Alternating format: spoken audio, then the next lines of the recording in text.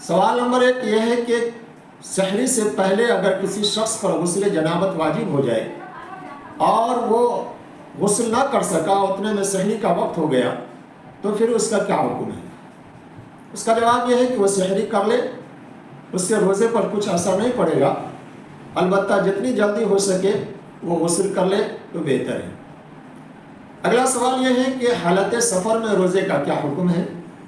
جواب یہ ہے کہ روزے سفر کی حالت میں اگر رکھنا چاہے تو رکھ سکتا ہے، لیکن بہتر یہ ہے کہ سفر کی حالت میں روزہ نہ رکھے، بعد میں اس کی قضا کر لے۔ تیسرا سوال، بیماری کی حالت میں اگر کوئی شخص روزہ نہ رکھ سکا تو اس کا کیا حکم ہے؟ جواب یہ ہے کہ بیماری اگر ایسی ہے جس میں وہ روزہ نہیں رکھ سکتا تو فدیہ ادا کر دے، اور اگر بیماری ایسی ہے جو بعد میں ٹھیک ہو سکتی ہے تو بعد میں اس روزے کی قضا کرنی ہوگی۔ ایک سوال یہ ہے کہ روزے کی حالت میں اگر کسی کو احتلام ہو جائے، ناپاک ہو جائے، تو کیا حکم ہے؟ جواب یہ ہے کہ روزے کی حالت میں اگر احتلام ہو جائے، نہانے کی ضرورت پیش آ جائے، تو اسے روزہ فاسد نہیں ہوتا، کچھ حرج نہیں ہے۔